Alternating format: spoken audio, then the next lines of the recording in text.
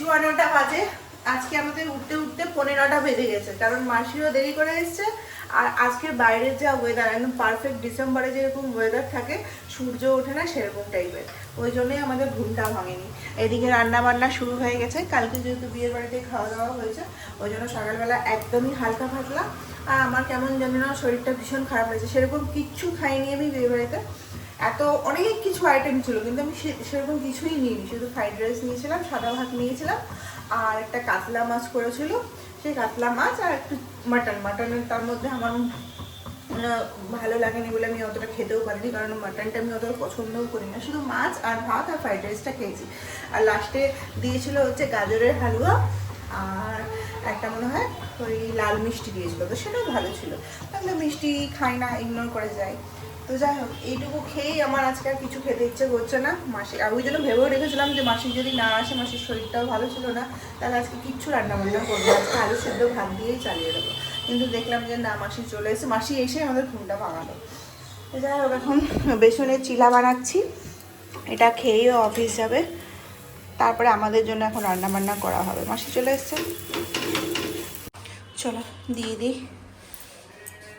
স্নান টান করে রেডি হয়ে গেছে, আজকে শনিবার, এবার অফিস যাবে। আর এই যে শনিবার ছুটি, সকাল সকাল বাবার বকা পেয়েছে, দুষ্টু করেছে। আজকে হচ্ছে মিশুর স্কুলের একটা মিটিং রয়েছে, তো 10:30 থেকে মিটিংটা রয়েছে। তা আমার যাওয়ার কথা ছিল, কিন্তু মিশুকে নিয়ে মিটিং আমি অ্যাটেন্ড করতেও পারবো না, ও থাকবেও না, তো মিস্টার সিনহাই যাবে বলে 10:30টার সময়।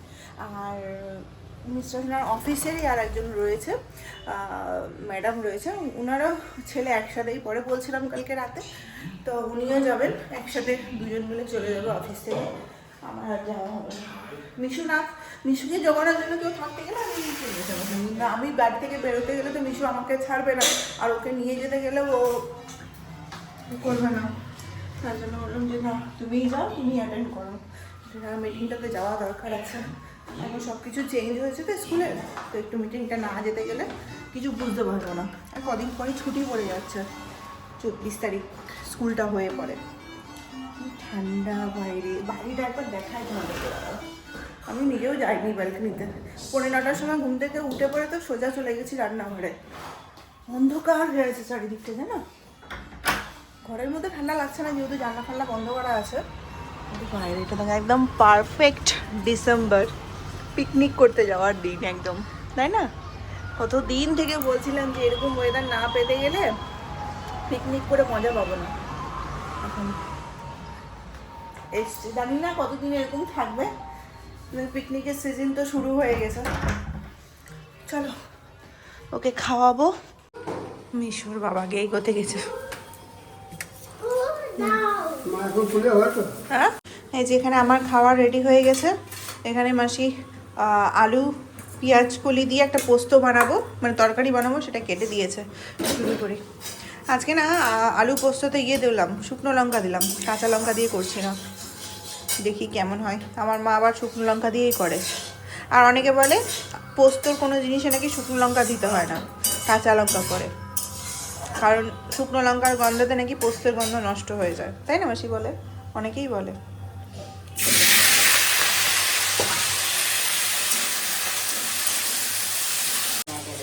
আমার বাচ্চাদের বড় চুলই ভালো লাগে, এখানে বসে বসে আমাদের গল্প শুনছে, রান্না দেখছে, আর মুড়ি খাচ্ছে ঠাকুমাগুলোর মতো। পোস্তটা এই বড় মিক্সির বাটিতে, আচ্ছা দিচ্ছি, মিক্সির বাটিতে বাটাটা একটা চ্যালেঞ্জ হয়ে গেছে আমাদের কাছে, কত কষ্ট করে যে বাটতে হচ্ছে। ওদিকে ভাজতে ভাজতে এদিকে আলুটা খানিকটা ভাজা হয়ে গেছে, পেঁয়াজ কলিটা দিয়ে দিই। পেঁয়াজ কলিটা না একসাথে যদি আলুর সাথে দিই, তাহলে পেঁয়াজ কলিটা একদম নরম হয়ে যাবে, ওই জন্য একটু পরে দিলাম। কি হয়েছে বলো মা? টিভি দেখবো, আমি আর করে নিই রান্না হয়ে কাজটা, তারপর টিভি দেখবো। হ্যাঁ ঠিক আছে, তুমি একটু বসে বসে খাও, ওয়েট করো একটু। চলো, এটা ভাজা হয়ে গেছে, আর ভাজবো না, এটা বাটাও হয়ে গেছে, কতটা লাগবে সেই হিসেবেই দিব। এই যে এদিকে আমাদের তরকারি রান্না হয়ে গেছে, সেদ্ধ হয়ে গেছে, খুব সুন্দর হয়েছে। একটু কাঁচা তেল দিয়ে দিলাম, আমরা পোস্ততে সবসময় হলুদ দিয়েই খাই, মানে মারা সবসময় হলুদ দিয়েই খাইয়ে অভ্যেস করেছে। হলুদ না দিলে আমরা খেতেই পারি না। জানি পোস্ততে হলুদ দিতে হয় না, কিন্তু তাও আমরা খেতে পারি না। যাই হোক, এটা হয়ে গেছে, মাসি নামিয়ে নেবে। মাসি নামিয়ে দাও, লঙ্কা ফঙ্কা দিয়ে দিয়েছি। মাসি আমাকে আবার একটু দুধ চা বানিয়ে দিল। দুধ চা খেতে খেতে এরা মা আসো, মা আসো, ওঠো উপরে ওঠো। একজনকে পড়তে বসিয়ে গেছিলাম, অর্ধেক কাপ চা ছিল, অর্ধেক শেষ করে ফেলেছি পড়াতে পড়াতে। এই যে স্কুলের হোমওয়ার্ক দিয়েছে, এই কেন বলে উইন্টার ভ্যাকেশনের, কালকে থেকে স্টার্ট করেছে, শেষ হয়ে গেল। 1 2 3 4 5 6, কালকে 5 পর্যন্ত লিখেছিল, সকালবেলা 6 7 8 পর্যন্ত হয়েছে, এখন 9 লিখবে। ওকে তোমাকে বলে গেলাম না তুমি স্টার্ট করো। মা বসে থাকলে ততক্ষণই পড়াশোনা করতে হবে। এখন ও যতক্ষণ পড়বে ততক্ষণ আমাকে বসে থাকতে হবে। 9 লেখো। আমি চা খেতে খেতে ওকে পড়াচ্ছিলাম, দিয়ে মাঝখানে তরকারিটা। ছেলেকে পড়াশোনা করিয়ে উঠলাম, ওর বাবার মিটিং হয়ে গেছে স্কুলে। জাস্ট স্কুলের বইগুলোতে কি কি করছে না করছে, ওখানে স্কুলে কেমন পড়াশোনা করছে সেই আপডেটটা দেওয়ার জন্য স্কুল থেকে মিটিংয়ের ব্যবস্থা করেছে। বলে সব কিছু ঠিক আছে। আর মিশুর তো কদিন স্কুলটা কামাই গেল পুজোর পর থেকে, তো ওই জন্য স্কুলকে বলছিল, মিসদেরকে বলছিল যে ও একটু বাড়িতে তো ঠিকঠাকই পড়াশোনা করছে, কিন্তু স্কুলে একটু পিছিয়ে রয়েছে।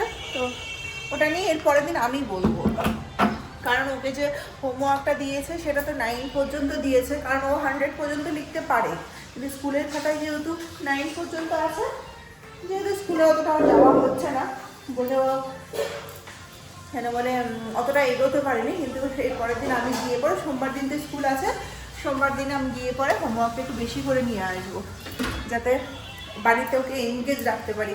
কারণ অনেকটা দিন ছুটি হয়ে যাচ্ছে, তো 24 তারিখ স্কুল হয়ে ছুটি হবে, একদম 6 তারিখ না 7 তারিখ পর্যন্ত। ওই জন্য বাবাকে বলে, আমি জাস্ট ওটা বলার জন্যই ফোন করেছিলাম যে যেন মানে খাতাটা নিয়ে যায়, হোমওয়ার্কটা একটু বেশি করে, মানে হলিডে হোমওয়ার্ক যেটাকে বলে সেটা যাতে বেশি করে নিয়ে চলে আসতে পারে, কারণ যেটুকু দিয়েছে সেটুকু আজকেও কমপ্লিট হয়ে গেল। তো বললেন না, বেরিয়ে গেছে মিটিং থেকে। ঠিক আছে, সোমবার দিন আমি যাব, গিয়ে বেশি করে নিয়ে আসবো। খাওয়াতে বসেছি 11:30 বাজে, উঠেছি তো 9:30টার সময়। ওই জন্য আস্তে আস্তে ধীরে ধীরে খাওয়া দাওয়া করাচ্ছি। জল গরম দিলাম, স্নান করবো, যে আজকে আমার ভিডিও এডিট করা হয়নি সেটাও করতে হবে। আজকে রান্না বান্না সেরকম কিছু হয়নি বলে অনেকক্ষণ আগে আমার হয়ে গেছে। এতক্ষণ ধরে মিশুকে নিয়ে বসেছিলাম, এখন টিভিটা চালিয়ে দিয়েছি। ওকে যদি খাওয়ার সময় টিভি না চালিয়ে দিই ও খাবেও না। আগে ওকে স্নান তো করলাম, টিভিটা চলছে, চলুক। আমি এখন বড়াটা ভাজবো। মটরের ডাল মাসিকে ভিজিয়ে দিতে বলেছিলাম। আর আজকে যা ঠান্ডা লাগছে না, আমি আমার মতো সোয়েটার পরে নিই, সোয়েটারটা পরি, তারপর ঠান্ডা ঠান্ডা লাগছে খুব। একটুও রোদ উঠেনি জানো, ভেবেছিলাম বেলা হতে হতে রোদটা উঠবে। জামা কাপড় সব ঘরের মধ্যেই মেলা আছে, কারণ হচ্ছে বাইরের শেষেতে একটা ময়েশ্চার হয়ে আছে না। জামা কাপড় আজকে যা হয়েছে সেগুলো কাছেরই সব ওয়াশিং মেশিনে দিয়ে দিয়েছি। যেগুলো কালকে ছিল, কালকেও সূর্য উঠেনি ভালো করে, শুকোয়নি। আজকেরগুলো তো বাদি দাও, আজকেরগুলো তো দিলাম না, কালকেরগুলোই ঘরে মেলা আছে। আর আমার যেহেতু বাইরে জায়গা নেই, আর মিশুকে নিয়ে সবসময় ছাদে যাওয়াটাও সম্ভব না, ওই জন্য আর জামা কাপড় কাচলাম না। আর এই ওয়েদারে কি জামা কাপড় কাচবো, তারাও দেখায় তোমাদেরকে। বাইরের ওয়েদারটা পুরো অন্ধকার, মেঘলা হয়ে আছে, মনে বৃষ্টি নামলো, এরকম একটা অবস্থা। মটরের ডাল মাসিকে ভিজিয়ে দিতে বলেছি, জলে হাত দিতেও ভয় লাগছে। ভাবছিলাম এই ঠান্ডাটা কবে পড়বে, এটাকে বাটবো, দিয়ে ডালের বড়া করবো। কিছুই তো হয়নি, মাসিকে কিছুটা ভাতের ফ্যান রাখতে বলেছি, ডাল আজকে করিনি, ইচ্ছে করেই করিনি জানো তো। তরকারি দিয়েই খাবো, শুকনো শুকনো করে। আমি শুক্তোটা ইয়ে হলেই হয়ে যাবে। বড়াটা বাটিতে হলে কথা বলতে বলতে কারেন্টটা চলে গেল, তখন আফসোস করতে হবে। সোয়েটারটা পরলাম। এই যে ডাল নিয়ে নিয়েছি, লবণ হলুদ দিয়ে দিয়েছি, কাঁচা লঙ্কা দিতে হতো, কিন্তু আমার ছোটো বাচ্চাটা খাবে বলে লঙ্কা দিলাম না। লঙ্কাটা কুচি কুচি করে দেবো, যাতে ওকে ভেজে বেছে খাওয়াতে পারি। বেটে নিই, দাঁড়াও। আমার তো ছোটো বাটিটা খারাপ হয়েই গেছে মিক্সির, বড় বাটিটার এটাও আমি খারাপ করে ফেলেছি অনেক দিন আগে। এটা পুরনো গল্প তোমাদেরকে শোনাচ্ছি, কারণ হচ্ছে গরম তাওয়া এটার ওপর রেখে দিয়েছিলাম, এটার এই অবস্থা হয়েছে। এই যে খানিকটা বাটা হয়েছে, একটুখানি জল দিতে হবে,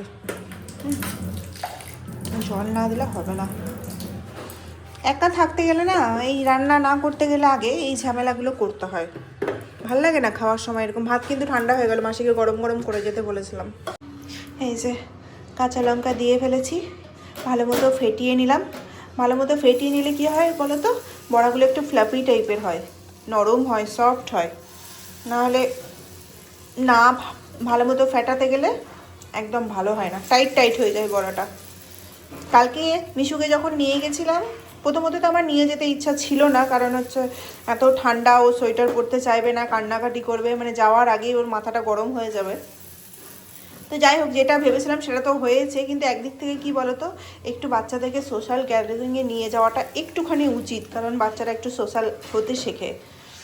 আর আমাদের যেহেতু সেই সুযোগটা নেই, বুঝতেই পারছো, বাইরে থাকি, একা থাকি, আর সেরকম কোনো রকম নিজেদের লোকজনও নেই যে সেখানে বাচ্চাকে নিয়ে যাব বা কিছু। যা আমরা দুজনেই ওর কাছে, বাড়িতেও থাকতে গেলে আমাদের দুজনকে নিয়েই থাকতে হয়, আর বাইরে যেতে গেলেও আমাদের দুজনকে এন্টারটেন করতে হয়। 3 নম্বর লোক তো ওর জীবনে নেই বলে ওর অতটা। দেখতে কত সুন্দর লাগছে না? এটা দিকে ভাজা হতে থাক, আর আমি এখানে আমার জন্য কিছুটা রেখেছি। এটা কাঁচা তেল দিয়ে প্রথমে শুকনো ভাতের সাথে খাবো, খুব ভালো লাগে খেতে। রান্না বান্না করা হয়ে গেলে গ্যাসটা মোটা হয়ে যাওয়ার পর আর কিছু করতেই ইচ্ছে করে না। এই যে দেখো, আর আমি না এই রান্না করতে করতে এই মুছার স্বভাবটা আমার সবসময় আছে। সকালবেলা রান্না করলেও এরকম মুছতে থাকি, আর এখন তো গ্যাস মোছা হয়ে গেছে, এখন তো আরোই। আর এই করতে গিয়ে আমার হাতগুলো পড়ে, এই যে দেখো। না আমার ভালো লাগে না জানো, এরকম করে তেলটা ছিটোতে থাকে। দেখ ভাজা হয়ে গেছে, অনেকগুলো ভাজা হয়ে গেল, কিছুটা রেখে দিলেও পারতাম। গল্পের তালে তালে আমি সবটা দিয়ে ফেললাম। মা আর ছেলেতে কি এতটা বড়া খেতে পারি? ও তো খুব জোরে একটা খাবে, আমি 2 বা 3টে খাবো, বাকিগুলো রেখে দিতে হবে, রাত্রেবেলা গরম করে খাবো। গল্পের তালে তালে ভুলেই গেছি, তোমাদের সাথে গল্প করতে আছে আর ছাড়তে আছে। ভাতটা তো ঠান্ডা হয়ে গেছে নিশ্চয়ই, একটু কাঁচা তেল নিলাম, খাবো, খুব ভালো লাগে খেতে।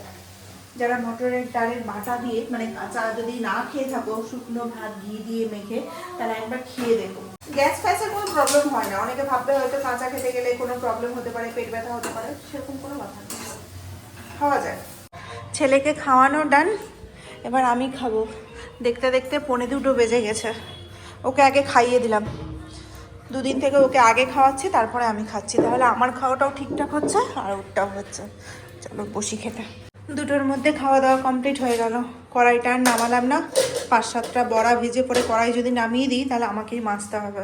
বেসিনটা প্রথমে ভেবেছিলাম বাসনগুলো মাজবো না, রেখে দিই, ঠান্ডা জলে হাত দিতে ইচ্ছে করছে না। কিন্তু বিকেলবেলা ঘুম থেকে উঠে যখন দেখি যে বেসিন ভর্তি এঁঠো বাসনে, তখন অর্ধেক মানে দিনটাই ওখানে খারাপ হয়ে যায়, তাই না?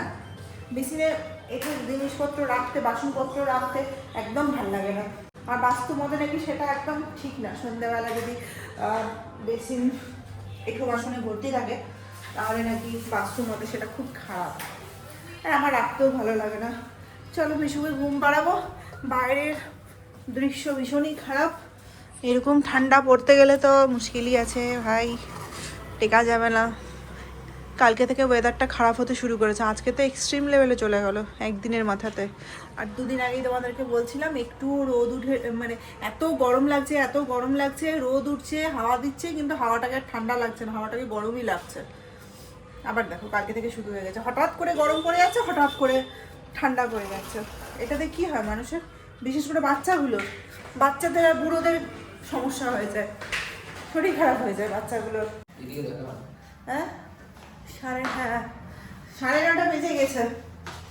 এসেছে অনেকক্ষণ আগে আছে। কটায় এসছে গো? 7টায় বেরিয়ে গেছে না অফিস থেকে? 7টায় বেরিয়ে গেছে, বলছে বাইরে প্রচন্ড ঠান্ডা। আমার একটু বেরোনোর ইচ্ছে ছিল আজকে, কিন্তু বেরোনো না, বললো যে খুব ঠান্ডা আছে, বাইরে বেরিয়ে কি করবো। কালকে বেরোবো, কালকে তো অফিসেও আছে, আবার কালকে যাবে অফিসে, কি করবো, ভাত টাত করে নিয়েছি। একটু বাইরে বেরোতে পারলে ভাল লাগতো। ঠান্ডা মানে পড়লো বলতে হচ্ছে আজকে থেকে ঠান্ডাটা পড়েছে, কালকে থেকে শুরু হয়েছিল, কিন্তু আমি এক্সপেক্ট করিনি যে এবার ঠান্ডাটা পড়বে। শুধু মাসিকে বলছিলাম ঠান্ডা পড়ছে না, জানলা খোলা যাচ্ছে না, আর বাইরে একটা লোকও নেই, কাজ ছাড়া মনে হয় কেউ বেরোবে না। হঠাৎ করে ঠান্ডাটা পড়ে গেছে তো, সোয়েটার এতক্ষণ পরেছিলাম, সোয়েটারটা পরে থাকতে পারছি না, ঘাড়ের এই জায়গাটা না এত ব্যথা করছে, গোল গলা ছাড়া পরতে পারি না এখন। ভি নেক তো একদম পরা অভ্যেস নেই, আর ভি নেকের সোয়েটার রয়েছে, আর মনে হচ্ছে ঘাটটা এত বেশি ব্যথা হয়ে গেছে। আর আমার তো কি বলবো, আমাকে তো শুধু বকা দিচ্ছে, তোমার এত জিনিস থাকতেও তুমি সমস্তটা ওখানে রেখে চলে এসছো। সিরিয়াসলি আমার মতো বোকা আর কেউ নেই। এবারও যদি মনে থাকতো তাও হতো।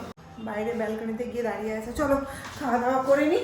খাওয়া দাওয়া বলতে আজকে তো সবই আছে, এই যে দেখেছো ভাত তরকারি রয়েছে, শুধু ডিমের অমলেট করব একটু।